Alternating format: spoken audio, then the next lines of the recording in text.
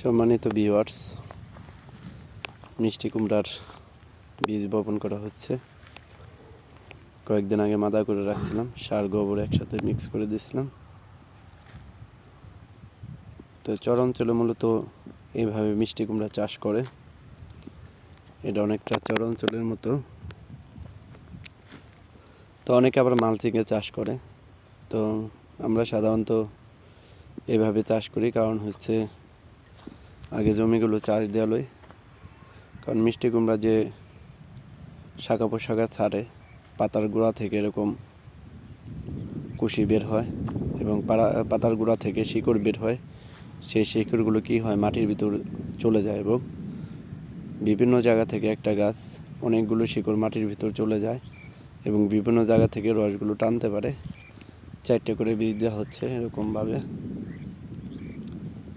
তো এই মিষ্টি কুমড়ার বীজগুলো ভিজায় রাখা হয়েছিল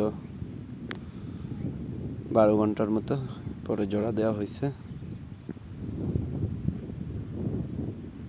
আমরা সাধারণত এভাবে মিষ্টি কুমড়ার চাষ করে থাকি।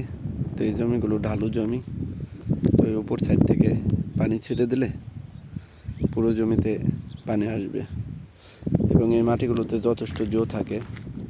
সাধারণত এঁটেল মাটিগুলোতে কিন্তু একদমই ভিজা ভাবটা থাকতে চায় না, কিন্তু এই জমিতে ভিজা ভাবটা থাকে।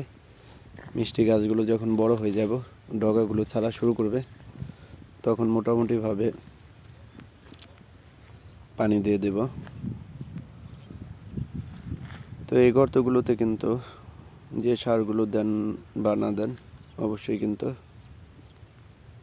দানাদার বীজ দেওয়া লাগবে। সেটা কার্বোফোরান হোক বা ফিপ্রোনিল হোক বা এরকম বায়োগো সুপার হোক বা সিডিয়াল বা গুলি, যাই হোক না কেন, অবশ্যই কিন্তু দেওয়া লাগবে। তাছাড়া কিন্তু বীজগুলো পোকায় কেটে ফেলবে।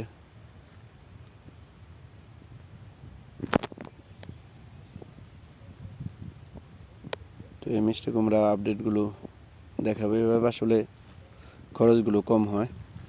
তো মিষ্টি কুমড়া যেটা চাষ করতেছি সেটা হচ্ছে জামালপুর সিডসের বেঙ্গল 2। তো এটা মোটামুটি লাল এবং সাইজে বড় হয়।